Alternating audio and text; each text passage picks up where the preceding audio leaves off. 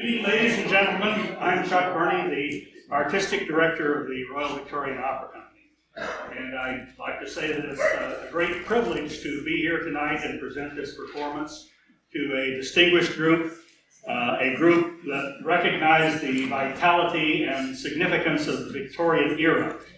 We don't often get to perform for a group like this. It's also a privilege to do the American premiere and the 20th century premiere of this work, Our Island Home, the autographed musical score of which was discovered by Rick Wilson, who's with us tonight. Our Island Home is one of 6 pieces that Gilbert wrote for German Reed's Gallery of Illustration. He did that in the period from 1869 to 1875, before he became involved with D'Oyly Carte and with Sullivan. The performance tonight marks the completion of a cycle for the Royal Victorian Opera Company, in that we complete our performances of all 6 of these works. The scripts were published in 1967 by Jane W. Stedman in a very wonderful book called Gilbert Before Sullivan, and we've been plowing through them. Perhaps next year we'll start the Ring of the Nibelungen. Some of our performances have been videotaped, and if you're interested in obtaining them by some means, I would welcome your seeing me after the show.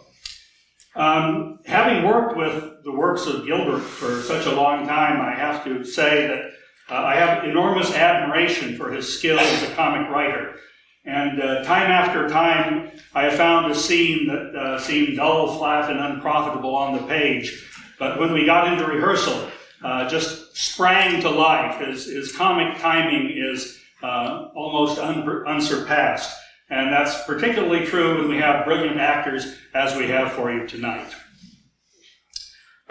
There's one particular aspect of the work we're doing tonight that I want to point out to you, and that is that Gilbert used the names of the actual actors. So the characters that you see on the stage are named Mr. and Mrs. German Reed and Fanny, Holland, and Arthur Cecil, and these people were in fact the stock company of the Gallery of Illustration, and so it was Gilbert's whim or idea to present these people in fictional guise. Actually, he enjoyed working against the actual personalities of these people. Arthur Cecil, the tenor, for example, was famous for his easygoing, gentlemanly nature, and in this particular show, he has a tyrannical side that was not reflected in everyday life. If you remember the Jack Benny show, they did something similar to that with Phil Harris and Don Wilson and Dennis Day and so on, using their own names but with fictitious personalities. It was a thrill to work with a photocopy of the original manuscript in German Reed's own hands from the musical score, but it wasn't quite suitable for rehearsals. And so tonight I have to pay tribute to our music director, Elaine Smith, who went to an enormous amount of trouble to transcribe the nearly illegible manuscript and put it into a form where we could use it for rehearsals. Elaine's back in the corner right now.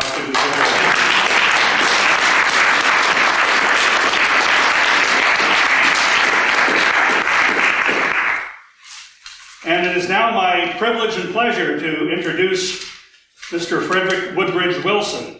He's the curator of the Gilbert and Sullivan collection at the Pierpont Morgan Library since 1981. He's also the general editor of a forthcoming edition and catalog of the complete works of William Gilbert. His new edition of the libretto of Our Island Home is being used for the first time in this production. Rick is also the professor of museum studies in the Graduate School of Arts and Science at New York University. He is active in music editing and publishing, having served on the board of directors of the Music Publishers Association and worked as editor for several music publishers. He's made a special trip from New York to speak to you this evening, and let's welcome him.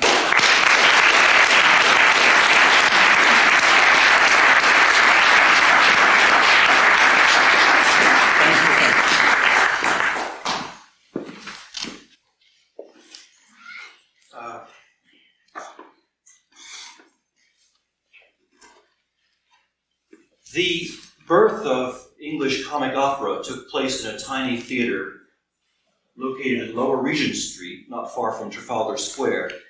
This place was the Royal Gallery of Illustration, where Thomas Jermyn Reed and his wife Priscilla Jermyn Reed held their so-called entertainments, consisting of original short chamber operas, not adaptations or translations from foreign works or revivals of works from the past, but original, newly commissioned operettas by English librettists and composers.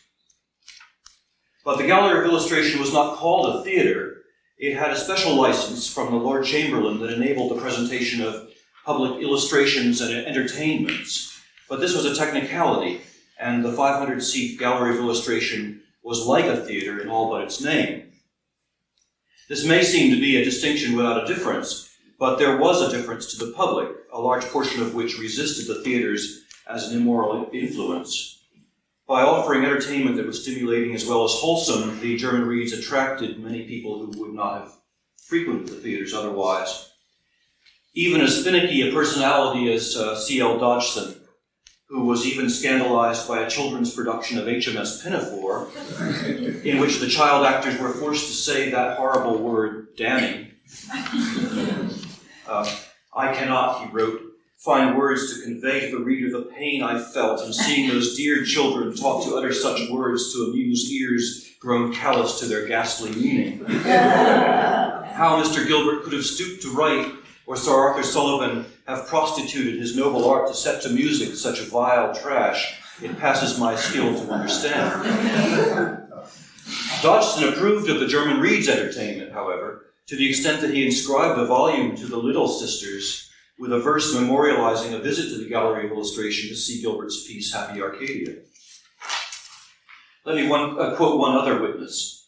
In his memoirs, the musical writer J.A. Maitland wrote of the Jermyn Reed entertainment and its funny old premises in what was called the Gallery of Illustration, where one looked downward as if through a telescope from seats that had a remarkably steep rake.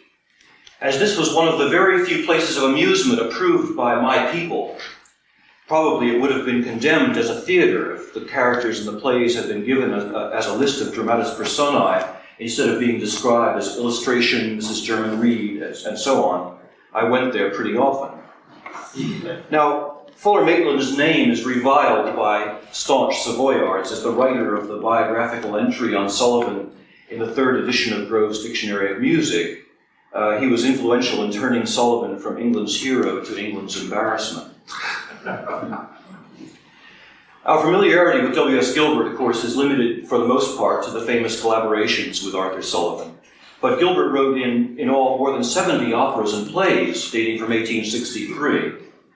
The first surviving Gilbert and Sullivan opera, Trial by Jury, written in 1875, was in fact Gilbert's 38th work for the stage.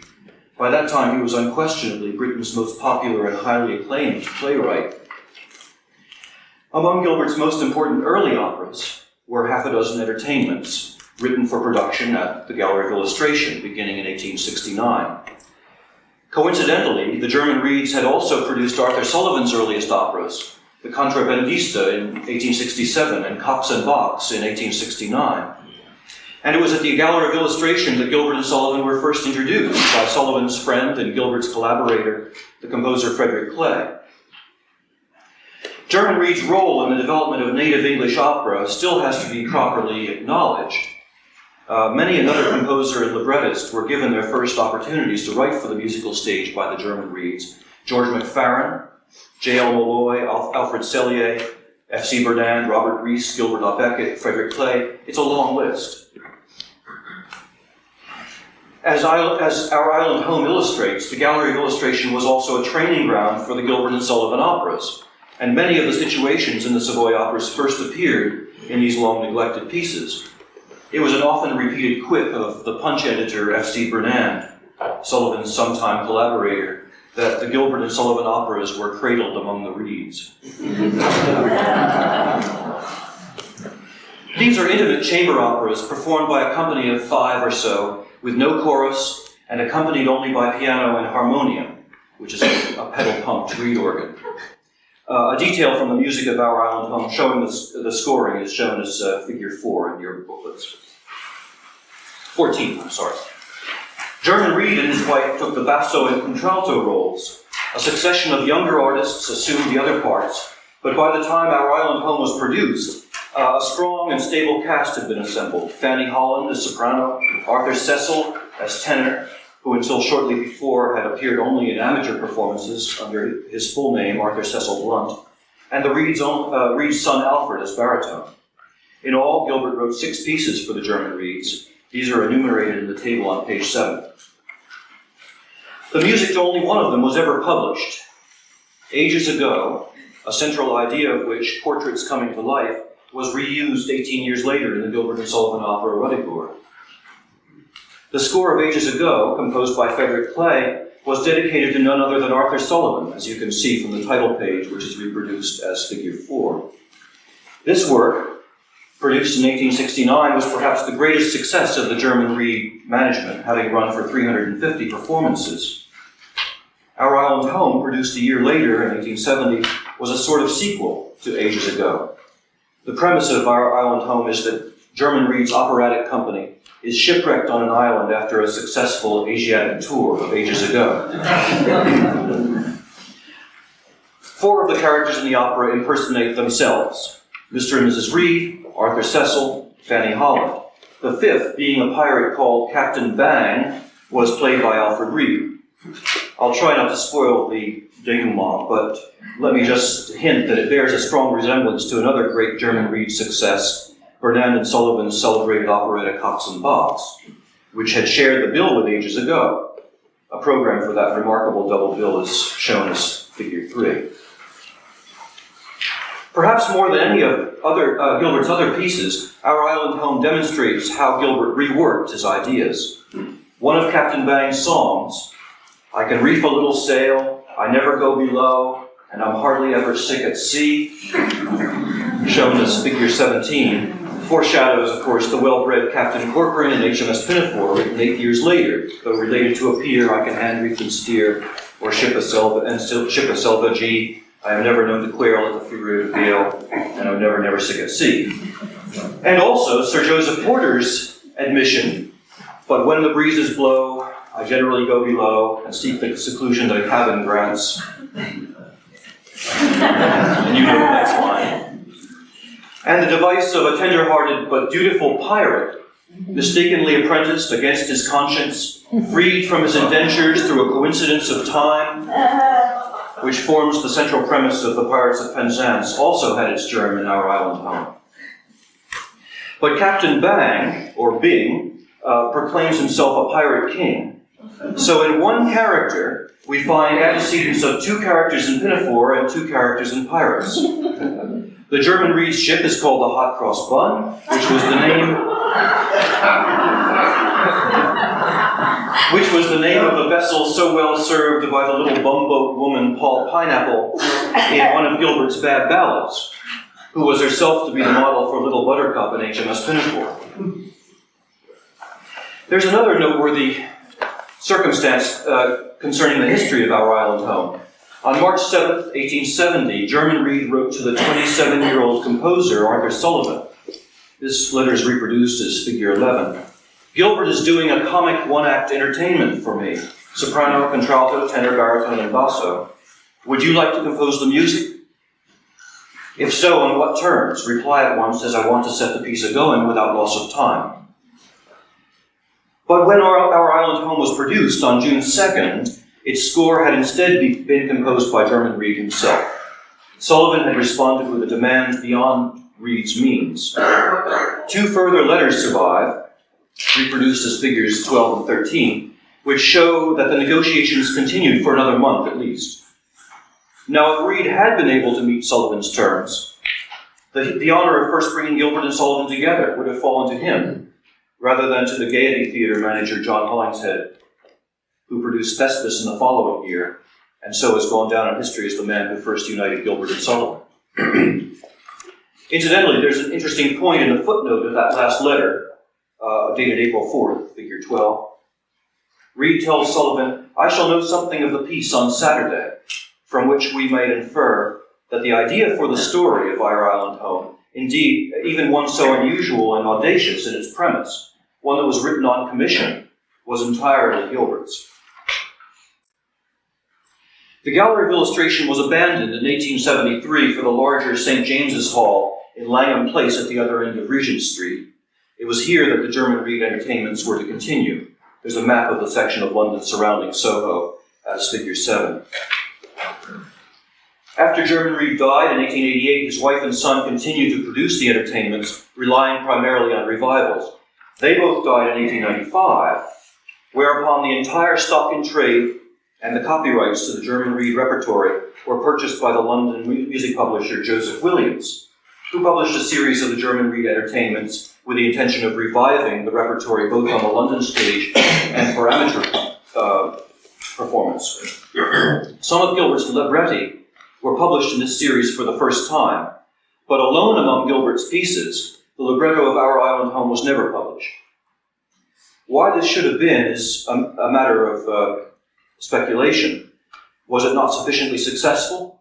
Or perhaps more likely, did it depend too strongly on a connection with the German Reeds themselves to make for a successful revival? The genealogy of corporations can be complicated. That venerable Joseph Williams publishing firm, whose origins dated from 1808, was active until 1961, when it was acquired by the music publisher Augener Limited, which metamorphosed the next year into Galliard Limited. This concern was in turn absorbed in 1972 by Stainer and Bell, a music publishing firm founded in 1907 and identified with important publications of historical and contemporary British music. The rediscovery of the manuscripts of Our Island Home occurred while I was working in London early in 1989. One reason for my presence there was to make arrangements for loans in connection with a large Gilbert and Sullivan exhibition for which the Morgan Library was attempting to gather together all of the surviving Gilbert and Sullivan autograph scores. It was no secret that the manuscript score of Our Island Home had survived in the 20th century. In 1927, for example, one page of the score was published in Isaac Goldberg's book, The Story of Gilbert and Sullivan. But since then, both the score and the still unpublished libretto had disappeared entirely. But there should have been a copy of the libretto in the office of the Lord Chamberlain. One of his responsibilities was to license, that is to say, censor, all theatrical entertainments, and for this purpose every play had to be submitted in advance. These plays were carefully filed and preserved, and now they form an important archive in the British Library. And frequently, they are the only extant sources for the texts of stage works. We know that such a copy existed in the case of Our Island Home because the dockets for the Lord Chamberlain duly listed. Back in 1931, Townley Searle, the pioneering Gilbert collector, managed to make typed transcripts of Gilbert's unpublished plays, including Our Island Home, from the Lord Chamberlain's copies. But by the 1960s, when Jane Stedman was editing Gilbert's German Reed pieces, it was missing, and so it remains. So the only sources were the various carbon copies made of Searle's very inaccurate and incomplete transcription. Now, to return to Stainer and Bell, finding the manuscripts of Our Island Home was a result of having made the connection between the German Reeds and Stainer and Bell, and then of being sufficiently persistent that, no, nothing like that here, changed to, well, perhaps you'd better have a look for yourself. And once I was permitted to look inside the archive, the manuscript stuck out like a sore thumb. A parcel wrapped in dusty brown paper, much older than anything else in the archive. But because it had no title and wasn't identified by author or composer, it had gone unnoticed. It's especially remarkable that the score survives today. Galliard's archive was kept in a warehouse under a railroad overpass in Great Yarmouth. At some point, the warehouse suffered a flood, and most of the stock and archive were irretrievably lost in an inundation of mud. Possibly it's only through the accident of removal from the archive, very likely for Isaac Goldberg's use in the 1920s, and its separation from the other papers from the Gallery of Illustration, that it escaped the fate of the other manuscripts. In the end, the publishers were generous enough not only to let us borrow the manuscript for our exhibition, but they decided, completely unbidden, to make a gift of them to the Morgan Library. The musical manuscript is remarkable for several reasons. It is the earliest musical score known to exist for which Gilbert wrote a libretto. It is the only musical score of German Reed that is known to have survived. And most amusingly, the score bears the only known example of music manuscript written in Gilbert's hand.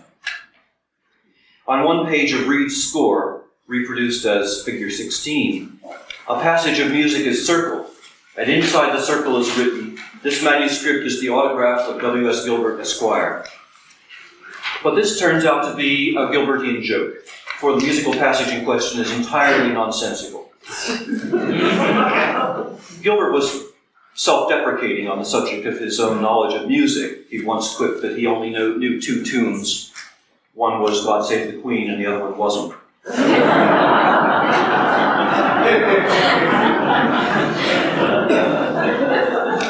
And importantly, the score is accompanied by an early copyist manuscript of the libretto, which you can see as figure 14, making possible the reconstruction we'll hear tonight. Let me conclude by saying how pleased I am that this first modern production has been undertaken by the Royal Victorian Opera Company. Chuck Berney, Elaine Smith, and the entire cast and company have over the years done a great service by reviving neglected Victorian works, especially Gilbert's gallery of illustration pieces. Our island home completes this cycle. They have done them all. A unique achievement that has brought the works to life in a way the printed page could never do. I shouldn't try to prejudice you in evaluating the opera before you've seen it. I'll only say that I find Gilbert's dialogue of this piece extremely funny and clever. But on the other hand, I find the lyrics curiously disappointing and commonplace. Consider that we are in a position to enjoy the opera on one level that was not available to the gallery of illustration audiences, and that they might have appreciated it in a way that would be difficult for us today. We can't know the way the private personalities of the performers might have been familiar to their audiences through backstage gossip and the popular press. Was Mrs. Reed the intemperate termagant that she is portrayed to be in Our Island Home? Was German Reed the inept and put upon husband? We do know that Gilbert's portrayal of Arthur Cecil as a beastly tyrant was in humorous contrast to his real personality as the sweet-natured, most refined and mildest of men. Our advantage over the gallery of illustration audiences is that we can appreciate the many pre-echoes of the greater works that were to come. We are granted the power to look into the future. Thank you very much.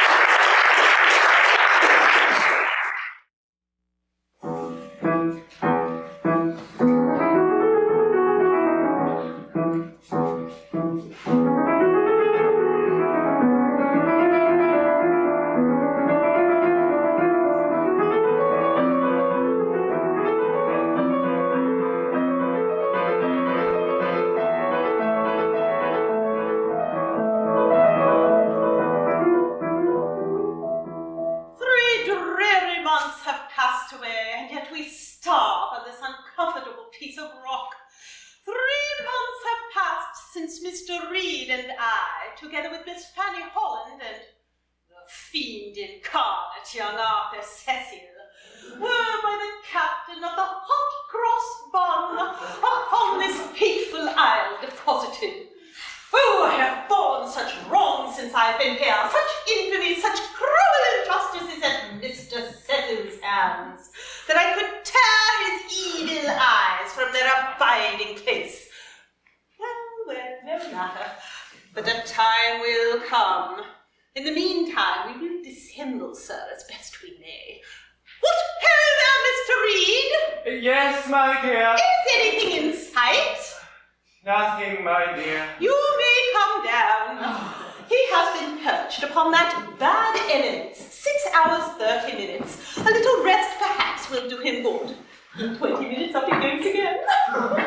20 minutes more, and up I go again. Oh, Mrs. Reed, mercy. Never. But the air is cold up there, and the rocks cut like raisins. Your duty is to keep a sharp lookout. There's no doubt about it, sharpness. Moody, will nothing touch your heart? Nothing. You have yourself to blame for all. I saw you selfless of yourself and several times yourself. That is, if you can can be indeed yourself, who are so frequently beside yourself. But my dear, consider, it wasn't my idea to go on an Asiatic tour with ages ago. In truth, that fortunate idea was mine. And coming home in the steamship after a profitable season, was it I who insisted upon playing ages ago in the chief cabin every evening, till the passengers could stand it no longer, and they petitioned the captain to put us all on shore at the first sign of the king? Certainly not. It was your idea. You compelled me to carry it out. I expostulated, but you insisted. And when you insist, oh Lord. Here, no recrimination, sir, and understand me, German, once for all. You are my lord and master. Yours is right to check a weak and inexperienced wife when she suggests an injudicious course. You are a man, I, a woman's son. Your humble, truthful, timid little wife. You should exercise your influence to check me in my injudicious wish into the length of physical treatment. But my dear, I didn't think you'd like it. Like it? Like it? I do like that. The invalid likes medicine. Like it? Why, what matters that if it was good for me? But my dear, I did remonstrate, and you threatened to put me in irons, that's all. You're very hard on me. You insist upon making all the arrangements yourself, and then you blame me when things turn out badly. It's all your fault. Arthur Cecil is the only part of this island for which anything will grow for his share. And you and Miss Holland and I have to live on a barren rock, and are entirely dependent upon him for everything we eat. I shared the island, sir, in equal fourths. 1/4 I gave you, and 1/4 I gave Miss Holland. 1 I took myself, and the remaining portion I assigned to that black-hearted monster Arthur Cecil. This very just arrangement I designed when I imagined this isle was all rock, as our 3/4 unfortunately are, and little dreamt the 4th that I assigned to Cecil was an eastern paradise, teeming with fruitful life of every kind, game of all kinds, and cochin china fowls. His shores abounding with the choicest fish, his beaches enervated with the rarest mollusks, fine aldermanic turtle, oysters too, and fiddling crabs in the retiring periwinkle. While these our shores are as naked as your hand, our pebble beach as stony as your heart, our glassy seas as empty as your head. I am a weak, trembling girl, unfitted quite to combat with the world. You are a man, my husband. It was yours to check my wayward whim and set me right. Yes, go on. We are entirely dependent upon him for everything we eat, and I did it all. He finds out what particular food we hate and feeds us on it, and I'm responsible. He makes us to sing carols to wake him in the morning, and it's all my fault. He insists upon your speaking to him in blank verse, and it's all owing to me.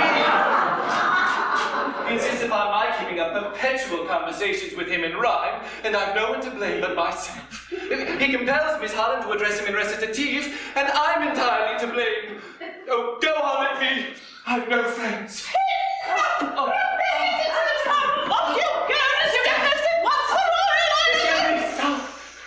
I'll say anything. Only let me stop and have my way with what Arthur Cecil may give us for breakfast.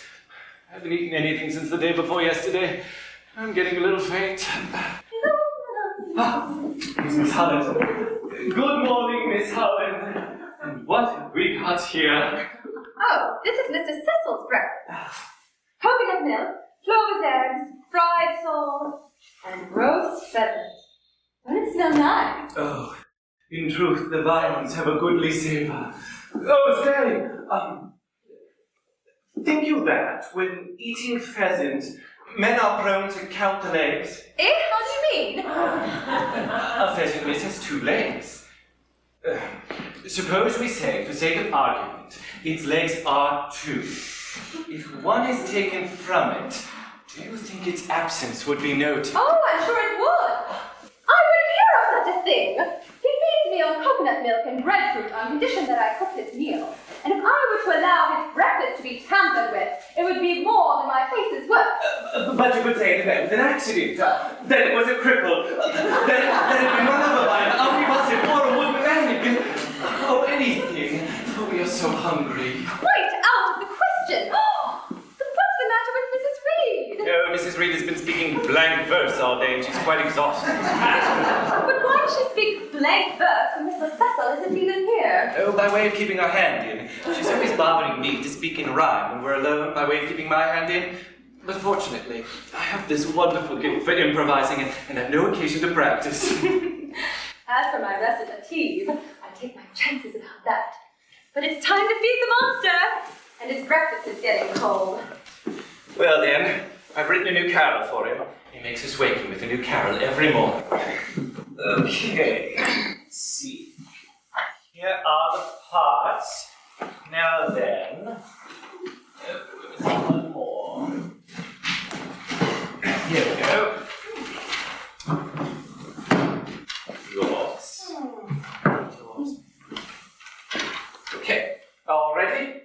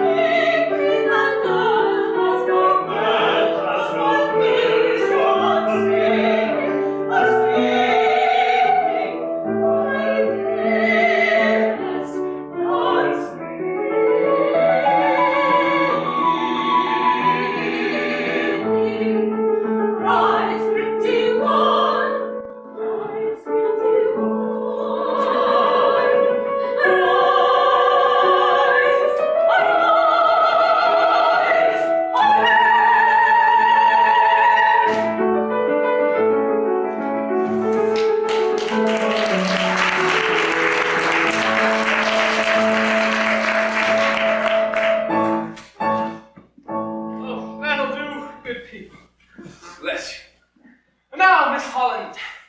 Breakfast. But what about our breakfast? We've eaten nothing since the day before yesterday. What I told you always to address me in rhyme. I beg your pardon, sir. We feel particularly hungry, and we should like a slice of Hungary. Hungary? I don't get it. Kangaroo. You said Hungary. Local accent. Oh, indeed. Oh no, I can't spare you any kangaroo. Do you like oysters? I can't bear oysters. Rhyme? Oh. Keep 'em and give 'em to monks in cloisters. I cannot touch an oyster. Never could. Of all the shelly tribe, an oyster is the mollusk I do most abominate. And when old age electrotypes my hair with bands of silver. Very good. Fine metaphor. I thank you, sir. Electrotypes my hair with bands of silver. I shall hate it still.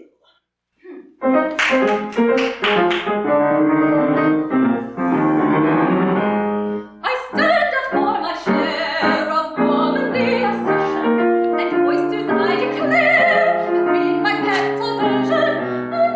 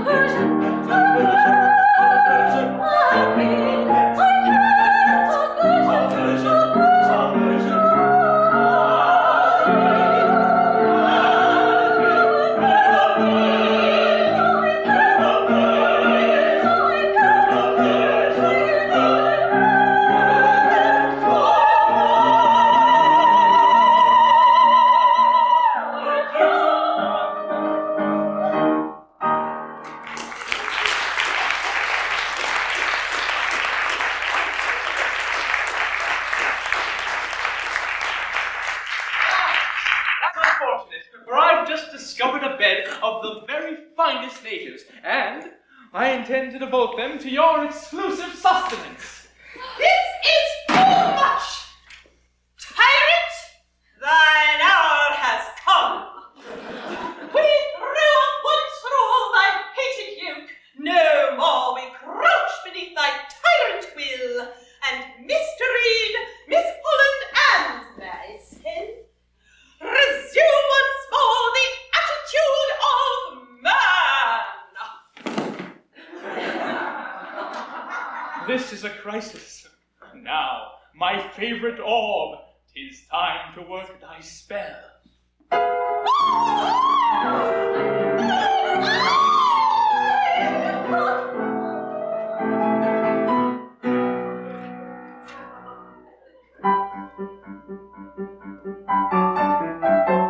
Oh, Mr. Cecil, sir, how can you?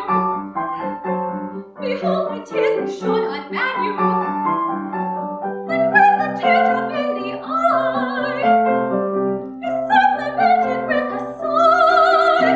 A man must be devoid of feeling who could resist such mute appealing. Who could resist? Who could resist such mute appealing? Who could resist such mute appealing? Such mute appealing. Since England freed it from my darling, my Reed and Mrs. Reed, Miss Holland, for I've been and very ugly snobbed, against the grain most cruelly robbed. They've sold their crop and they must take it. I've made a vow and we keep it.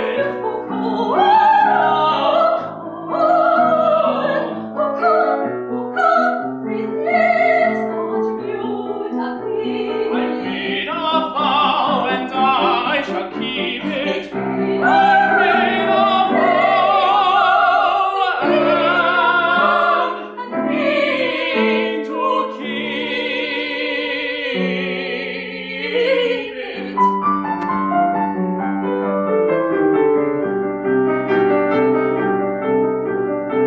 Whene'er I think of it, I feel my rage. From your emphatic manner, I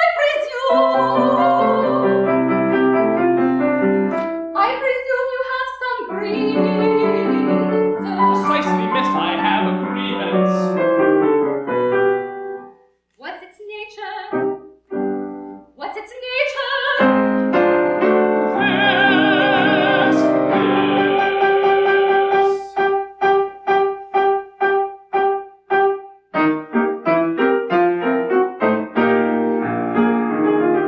At all the best hotels and inns I've spent enormous sums, while you have dined with mandarins, with rajas and begums, with emperors and royal swells. You've managed all to stop, while I devour in lone hotels my solitary charm.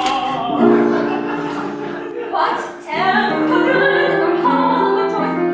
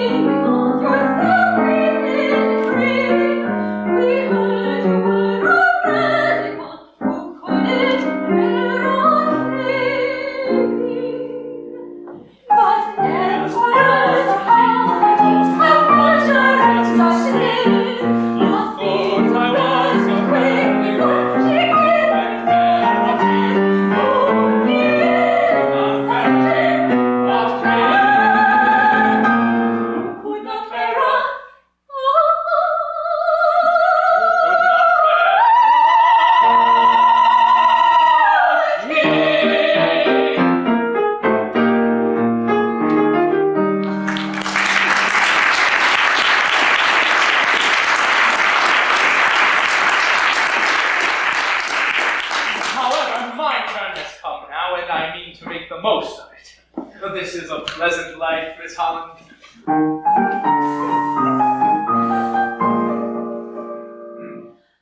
glad you like it. How glad. But 'tis a life of which a little goes a long, long way. There's an easy abandon about this highland life that suits me down to the ground. Lovely climate, plenty to eat and drink. Well, nothing to do except to eat and drink it. 3 intelligent persons to amuse me. No gallery of illustration. And nothing to pay. And yet I've heard you sigh, I've seen you weep, I've seen you plunged in meditation deep. Ah me, how often, and I've said, well, I have heard you sigh, and seen the tears that glisten in your eye. His heart will soften. Shall I confide in her? She seems sympathetic. I will. Listen. I am the victim of a hopeless passion. A hopeless passion! How romantic! Yes. Do you like anchovy with fish? Oh, yes! Jolly well, jolly well, jolly well, jolly, jolly well! That is, oh, yes. What a strange question. I adore anchovy sauce.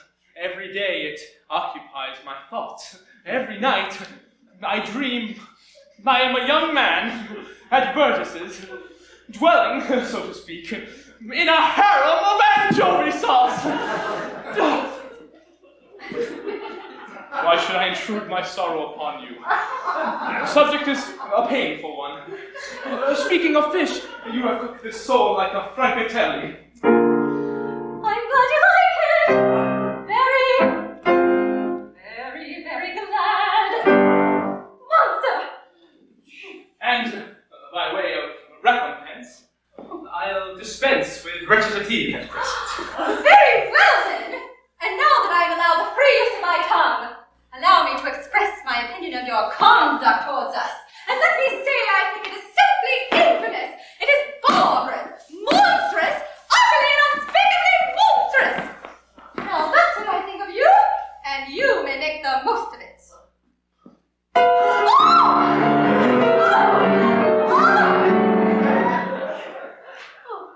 Favorite orb has done its duty well. Mysterious man. What is the secret of the influence that attaches to that extraordinary eye? Its wild luster dazzles me. Oh, thou mysterious orb.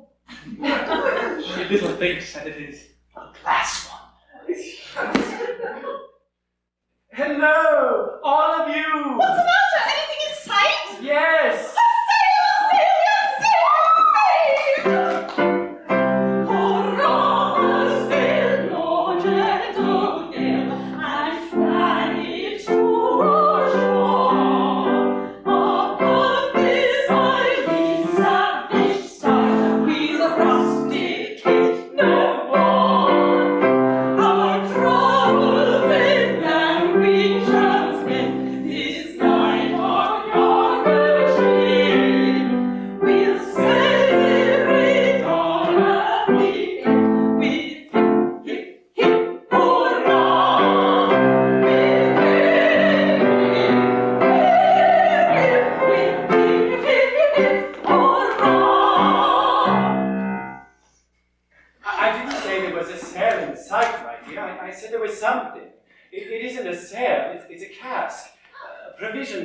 And it's floating to our shores. Mind, if it's cast upon our shores, the cask belongs to us. Certainly, and to me if it is cast upon my shores. Agreed.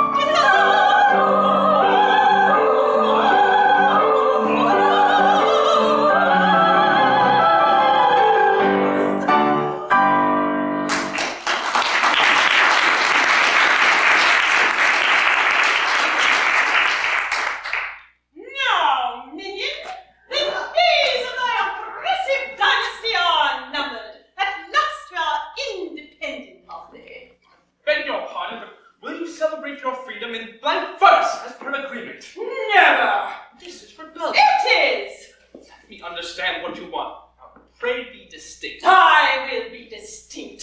So distinct. That is very extraordinary. It cannot be that anything has disagreed with them. I must again resort to my invaluable eye.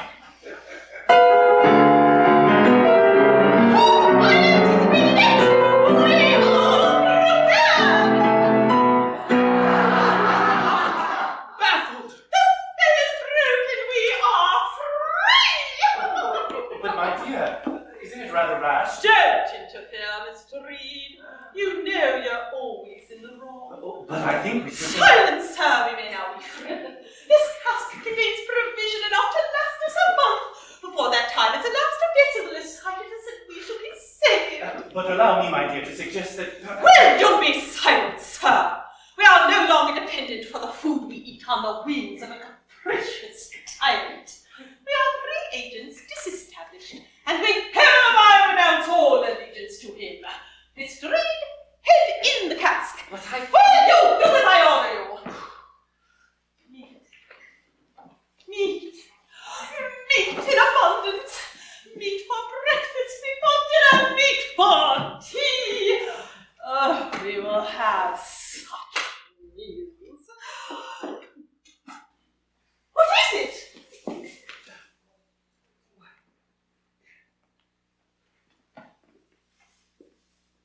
Anchovy sauce. Oh, can it be? Well, Mr. Reed, a nice mess you've made of this. I've made of this. Oh, come on like that. Upon my word, Mr. Reed, you've involved us in a very critical predicament. I involved you. My dear, you did it all yourself. Really, Mr. Reed? Do you expect Mrs. Reed and myself to live for a month on nothing but anchovy sauce? But you would declare our independence before you knew it was in the cask. I would. Pray what for you about all the while you allow me to do so. I am a mere woman, a poor weak helpless woman. If I make mistakes, it is your duty and right of your superior knowledge of the world to correct me.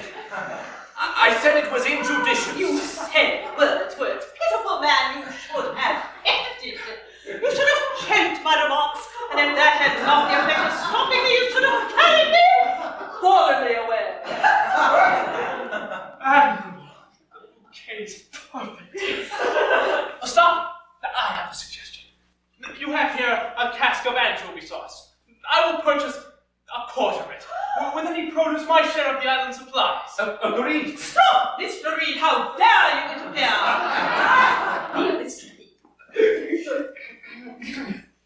No, sir.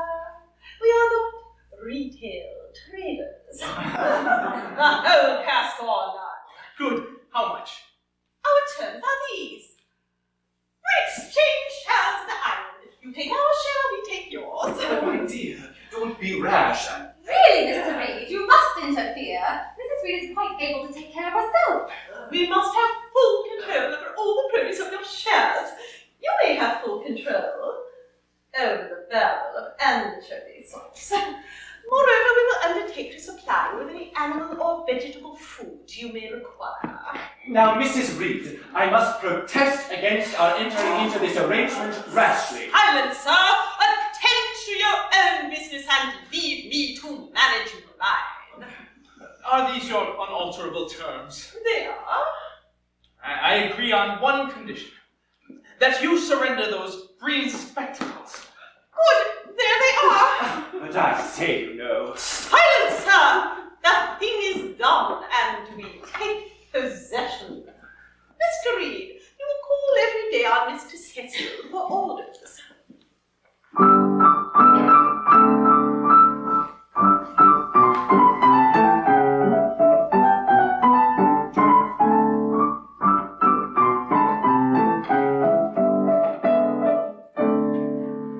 Memorandum of agreement made and entered into This 20th of July, 1870. whereby The Cecil agrees to let... and Reed agrees to take all that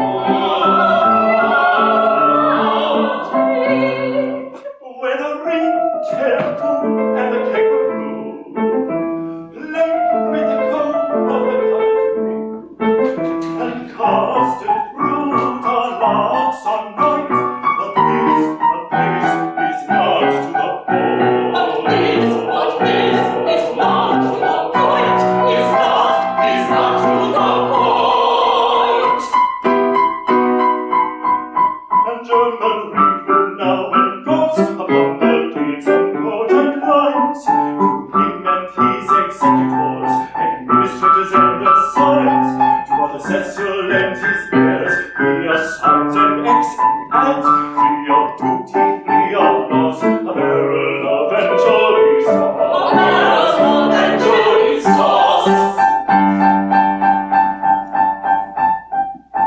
Anchovy sauce, I will rest, it is the relish.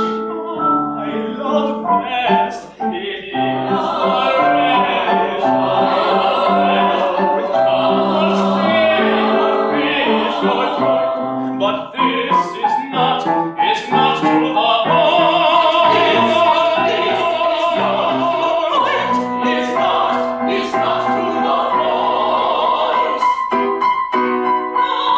Not to the bargain, this prevails. Please to set your hand and sails. Come quickly execute the deed. Arthur Cecil,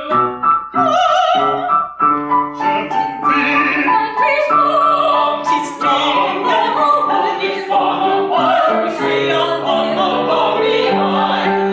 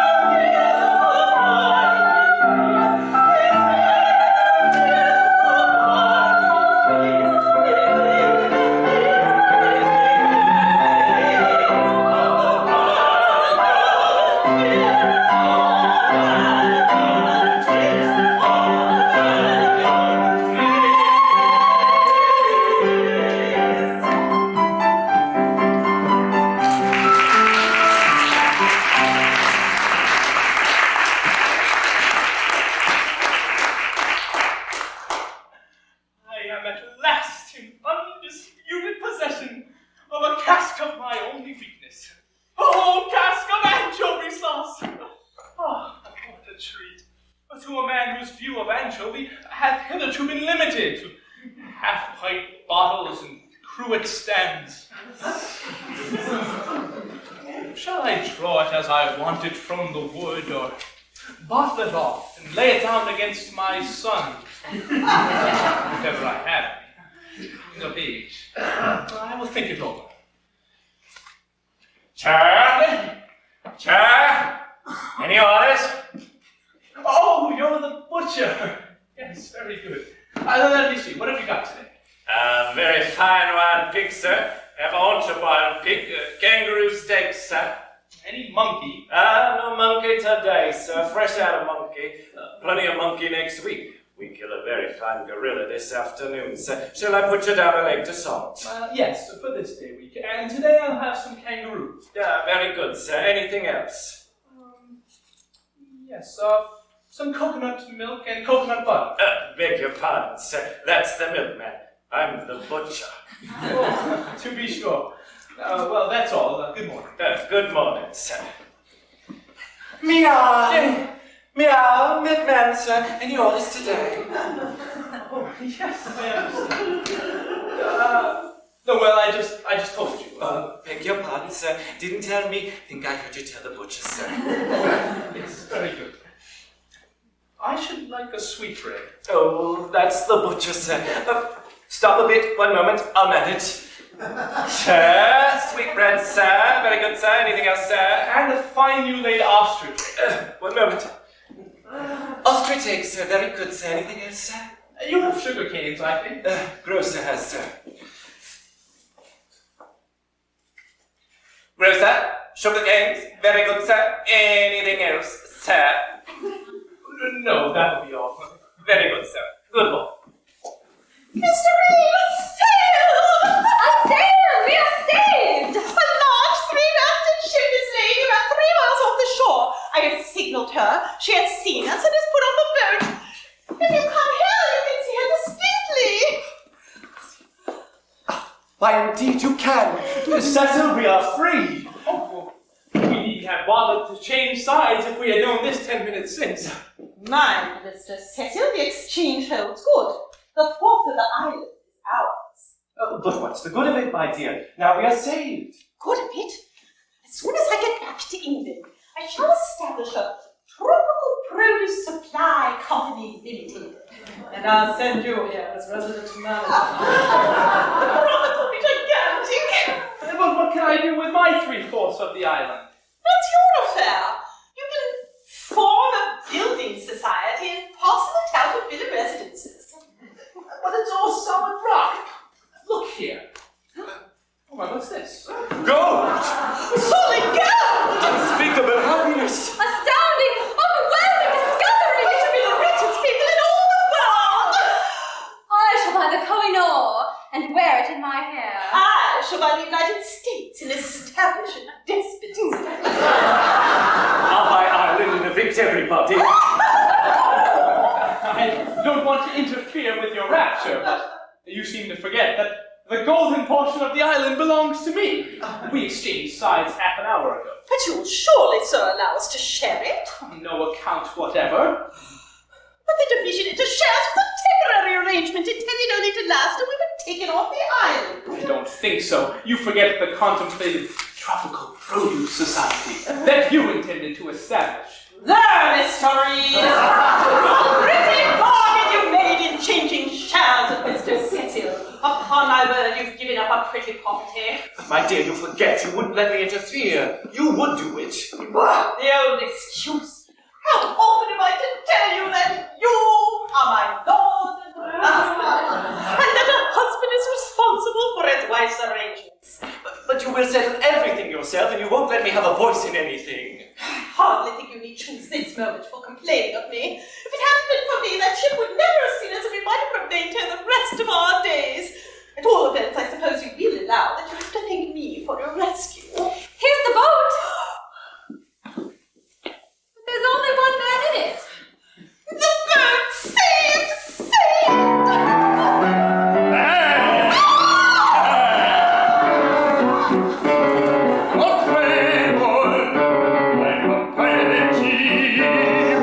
Comes upon me, comes to me. But I'm a mother, oh, by the captain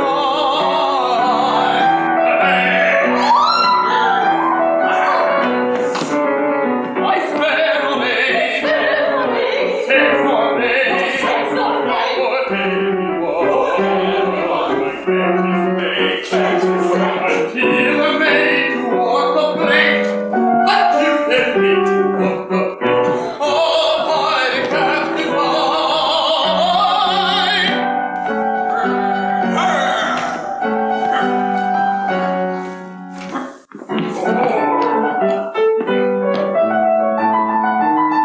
I'm a hardy sailor too, I'm a vessel and a crew.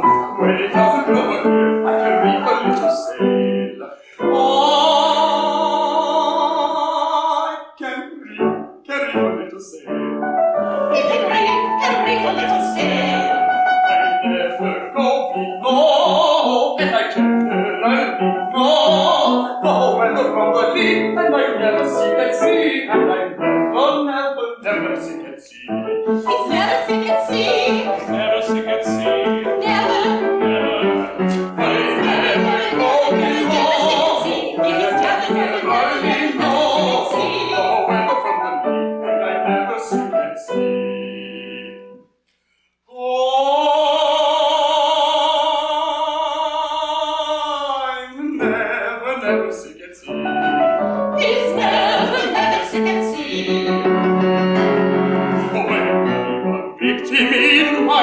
I grant no quarter, no rubber no quarter, no not good, except for quarter all and all, which hands past till he must die, till he must die. I fly at his throat, pass, and his hair I gloat, pass, I finish his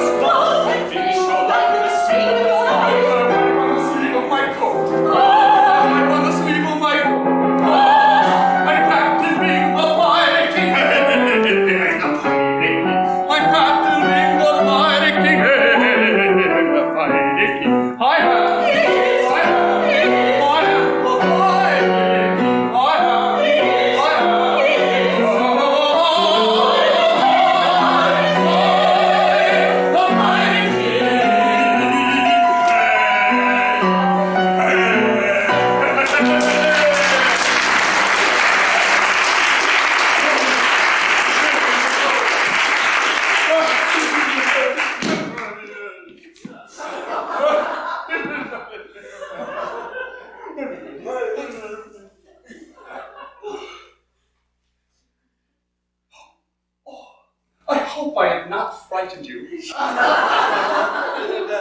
Not a bit. We're glad to make your acquaintance. I'm so glad. Oh, do you ever suffer from remorse? Never. Perhaps my wife does. If she does, she ought to. Why? Because it's through her we've fallen into your hands. Oh, sir! Be merciful! Spare us! Spare you? I can't. I'm the pirate king of the southern seas. Holding our lives to be the penalty of our capture. That's it, man. Oh, isn't it dreadful? All my life, I think it is. I mean my life, a pirate's life. Oh, I am so ashamed of it.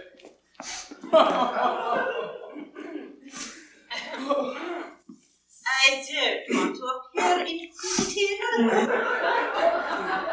But if you don't like the profession, why don't you leave it?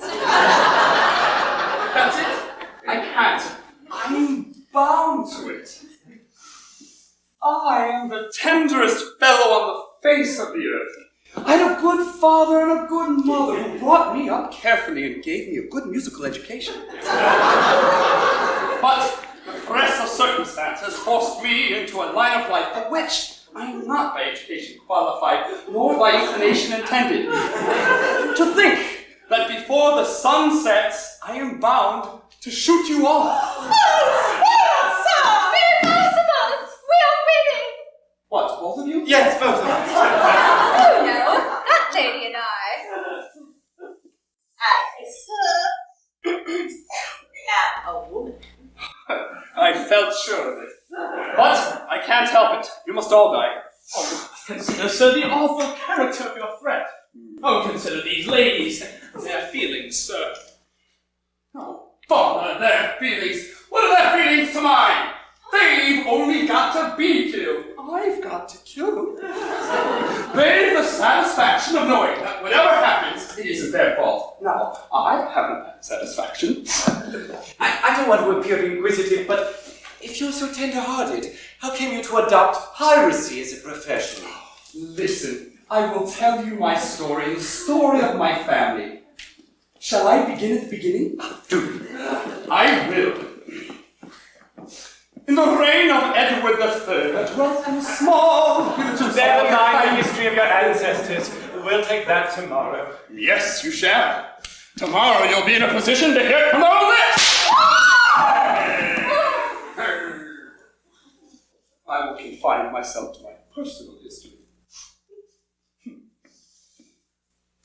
I was the only son of a kind, indulgent father and a kind, indulgent mother whose only care was to gratify my smallest whim.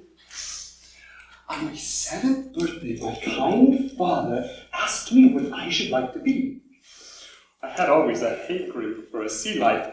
At the same time, I did not want to leave them for long, for, I was an affectionate son. So, I told them I should like to be a pilot. My kind papa consented and sent me with my nurse to the nearest seafront, telling her to apprentice me to a pilot. The girl, a good girl but stupid, taking her instructions, apprenticed me to a pirate of her acquaintance. And she bound me over to serve him faithfully and diligently until I reached the age of 21. We sailed that evening, and I've never seen my native land since. Oh. But since it appears it was all a mistake, why don't you give it up? What? And break my articles? Never! I have promised to work them out. And I must keep my word. But as soon as they expire, I intend to renounce my dreadful life forever. Your story fascinates me strangely. Tell me, where did you live? Greenwich. And your father's name? German Reed. German Reed. My long-lost boy! Then you are? German Reed! And you? Mrs. Reed! My father and my mother! This is indeed a happy occurrence. We shall all go home together, and we shall never be separated again. What? You forget my dreadful duty. Surely you won't put your threat into execution against your own parents. Surely you won't put your threat into execution against your own parents. The lives of these two will satisfy. Oh, but I have no alternative. By my articles of apprenticeship, I am bound to slaughter every prisoner I take. You wouldn't want me to break my articles. No. I see your difficulty. What is to be done? When do your articles expire? Tomorrow. I am 21! Painful, isn't it? Oh. But is there no way out of the difficulty? Nani is quite right. Why? I wouldn't have him break his articles of apprenticeship on any account. I always taught him a scrupulous adherence to his engagements, and I am glad, very glad, Edward, to see you have not forgotten my precepts. Stop! I have an idea by which the difficulty may be abated. Indeed, state it then. My dear sir, if you can show me any legitimate way by which I might conscientiously evade the discharge of my painful duty, I will be extremely grateful. You are 21 tomorrow. At 4:45 tomorrow morning. You were born at Greenwich. Greenwich. On the meridian. Good. We are here in longitude 50 east of the meridian. Exactly. Then, by allowing for difference in longitude, you came of age 20 minutes ago. Oh, quite true! That did not occur to me till now. My preserver! That consideration removes all difficulties. The pirate's conscience is satisfied. He is out of his articles, and he purposes from this moment to atone for his involuntary misdeeds by an immaculate life. And you will take us home in your ship. I will. Hurrah! Hurrah! Hurrah!